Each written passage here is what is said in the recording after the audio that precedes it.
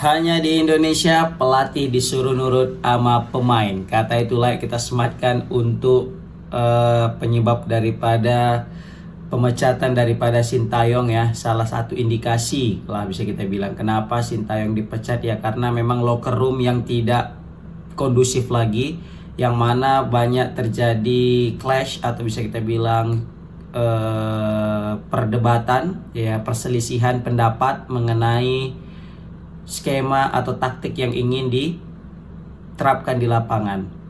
Dan kali ini kayaknya PSSI lebih memilih pemain-pemainnya ketimbang pelatihnya. Makanya Sintayong lah yang akan didepak. Karena kalau pemain nggak mungkin didepak ya kan, karena juga kita punya pemain yang terbatas.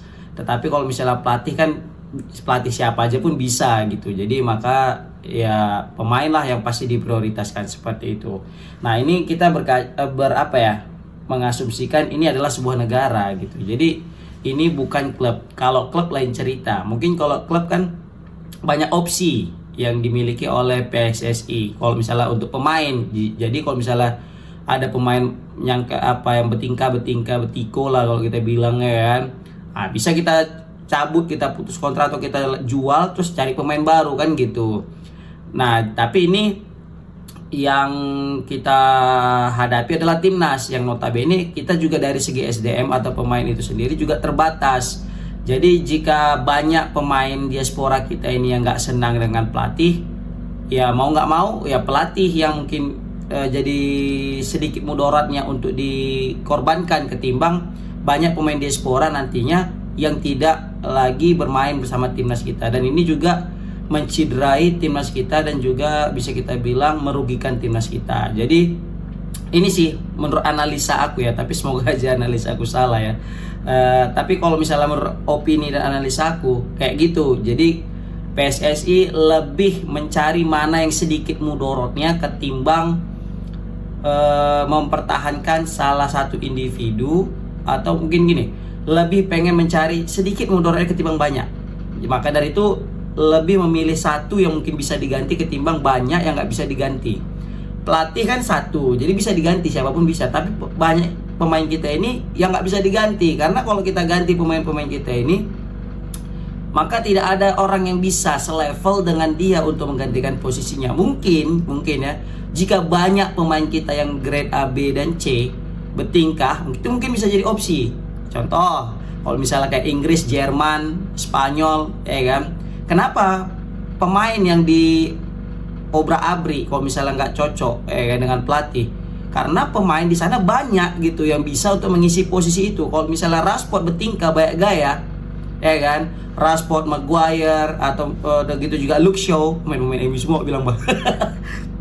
Kalau misalnya tiga pemain ini banyak gaya, ya kan, pasti bukan Southgate yang diterjang. Tapi siapa? Tiga pemain ini yang disuruh cabut. Kenapa? Masih banyak penggantinya.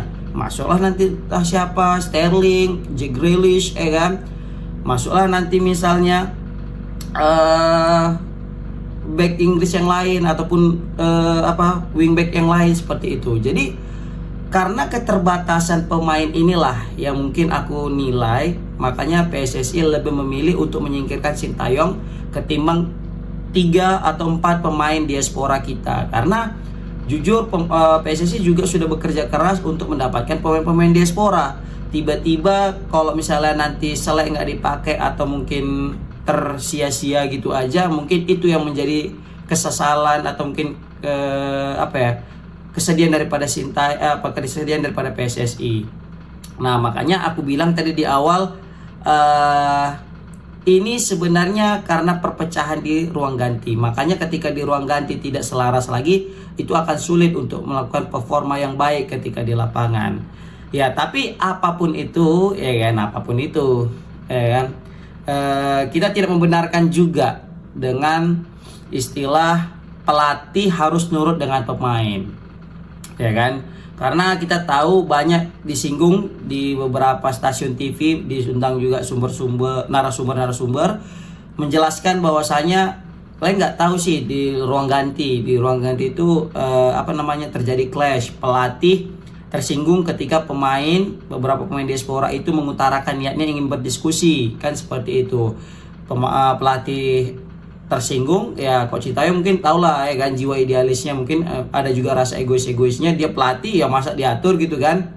Pemain juga yang sudah bermain di level tertinggi di Liga Eropa, contoh Eredivisie, ya pasti punya idealis tersendiri. Kami kayak gini loh coach, kami di Eropa tuh kayak gini mainnya, bukan kayak gini. Itu hal yang wajar. Perdebatan, perbedaan pendapat daripada suatu taktik dan skema itu adalah hal yang wajar. Yang tidak wajar adalah ketika ini terus berlanjut, alias dalam artian perdebatan skema ini terus berlanjut sehingga terbawa ke dalam lapangan, ke dalam pertandingan, sehingga maksimal yang kita inginkan itu tidak terrealisasi. Kemenangan yang harusnya kita harapkan atau permainan bagus yang kita inginkan tidak terrealisasi dan tidak terjadi, sehingga ini akan berdampak buruk kepada timnas Indonesia. Orang itu yang selek, kan, pelatih dan pemain yang selek, yang dikorbankan takutnya jadi timnas Indonesia. Nah, inilah yang mungkin dipikir PSSI secara jauh, tidak mau timnas Indonesia ini terpecah belah, tidak mau timnas Indonesia ini runtuh. Maka dari itu dipilihlah jalan tengahnya dan mengorbankan sedikit kemudorotannya, yaitu dengan memecat Sintayong. Meskipun memang dinilai pemecatan ini penuh dengan kontroversi atau banyak nggak enaknya, tetapi yakinlah PSSI juga sudah mempertimbangkannya, kan seperti itu. Nah, tapi yang pasti tetap menggelitik adalah pemain yang dipilih, kan gitu. Bukan menggelitik sih. Ya, kalau misalnya di luar orang pasti akan mikir kok pemain sih yang diikuti, bukan pelatihnya, kan pelatihnya yang lebih tinggi gitu kan. Tapi ingat, kita SDM kita terbatas. Jadi SDM kita terbatas, makanya kalau misalnya kita terus mempertahankan pelatih, takutnya ini hancur nih timnas Indonesia. Banyak pergesekan. Terakhir pemain diaspora sepakat semua mogok atau gimana, nggak mau dipanggil dan sebagainya. Ini yang jadi masalah. Nah, mungkin sampai ke situ nih orang PSSI menilainya, kan gitu. Tapi aku sekali lagi mengatakan aku tidak membenarkan untuk kita lebih memilih pemain daripada pelatih. Kita juga nggak pengen ada pemain yang mana ngotot mesti menuruti keinginannya ketimbang daripada keinginan pelatih. Kita juga tetap berpendapat bahwasanya tidak ada pelatih yang disuruh nurut sama pemain, seperti itu. Ya, menurut aku ya. Jadi ini bahaya juga sih sebenarnya. Ya, lagi-lagi aku bilang ini analisaku, ini pemikiran aku. Kalau misal kalian nggak setuju bisa komen di kolom komentar, tapi kalau misal kalian setuju ya up to you, kan gitu kan. Yang jelas, tapi semoga aja salah. Tapi gini, oke lah, saat ini kita memang memilih pemain daripada pelatih, ya kan, karena memang mundur lebih kecil. Tapi ini bisa jadi salah juga nanti ke depannya kalau misalnya kita terus-terusan seperti ini. Kenapa? Contoh nih, kita udah dapatkan Kluivert, ya kan, Patrick Kluivert yang mungkin ideal dan sesuai dengan keinginan mereka, yaitu sama-sama Belanda juga, dan gitu juga punya culture yang sama dan juga filosofi bermain yang sama. Sumpama next time, ya kan, mereka juga beda pendapat dengan Kluivert, atau mungkin ngambek lah mereka juga, ya, atau mungkin sesuatu hal yang tidak disenangi dengan pelatih, terus mereka melakukan hal yang sama dengan Sintayong. Nah, ini gimana gitu? Apakah kita akan memecat Kluivert lagi atau gimana gitu kan? Maka dari itu perlu juga nih kita edukasi beberapa pemain kita, ya, untuk tidak merasa ya lebih superior ketimbang pelatihnya. Ayolah untuk menurunkan sama-sama ego. Mungkin di saat ini ego Sintayong dengan ego pemain sama-sama tinggi, jadi sulit untuk ketemu. Maka dipilihlah pemain, bukan pelatih gitu. Nah, sekarang ini sudah ditentukan pelatih yang sesuai ideal, ya kan, yang ideal dengan mereka, sesuai dengan karakter mereka. Kemudian pemain juga udah merasa cocok lah mungkin. Nah, tiba-tiba nanti muncul ada suatu masalah. Nah, ego dengan ego ini lagi terjadi, terus pelatih lagi yang cabut. Wah, ini berarti tanda tanya gitu kan, kalau misalnya terjadi lagi pergesekan seperti itu. Jadi ya, ini juga tidak baik sebenarnya, tapi mau tidak mau inilah harus dilakukan PSSI untuk mendapatkan target menjadi juara, maksudnya masuk ke Piala Dunia tahun ini. Karena Erick Thohir juga sudah mengorbankan segalanya, reputasinya, apanya semua sudah dikorbankan untuk bisa lolos ke Piala Dunia. Tapi ya itu, takutnya makin melunjak lah bisa kita bilang pemain-pemain kita ini kalau terus kayak gini. Tapi semoga aja ini yang pertama dan terakhir, karena kita juga sulit untuk melepas Sintayong. Tapi ya ayolah, nggak apa-apa lah, move on lah. Yang penting dapat Piala Dunia nggak masalah. Tapi kalau misalnya nggak dapat Piala Dunia, rupanya pertandingannya jadi makin hancur, ini yang kita sesalkan. Tapi tetap kita dukung PSSI, kita dukung pemain-pemain diaspora kita dukung juga seluruh pemain timnas, tidak hanya diaspora, lokal juga kita dukung, karena selagi membela timnas Indonesia selalu kita dukung. Intinya sekali lagi aku bilang, debat beda pendapat antara pemain dan pelatih itu adalah hal yang biasa. Tapi tetap kalau misalnya pemain nggak ada attitude, pemain nggak bisa kurang menghargai, itu juga tidak baik ya. Nah, takutnya gini, pemain-pemain Eropa ini kan ada selentingan kabar dibilang bahwasanya karena pelatihnya Asia, mereka merasa kok Asia sih yang melatih kami, nggak cocok kami, katanya gitu kan. Mereka kayak merasa seharusnya pelatih kami juga tetap dari Eropa kan gitu. Mereka nggak mau kayak di dipimpin sama orang Asia. Tapi semoga aja berita ini tidak benar kan gitu. Tapi kalau misalnya benar itu sangat disayangkan. Apalagi Sintayong juga sudah melatih pemain-pemain kelas dunia gitu kan.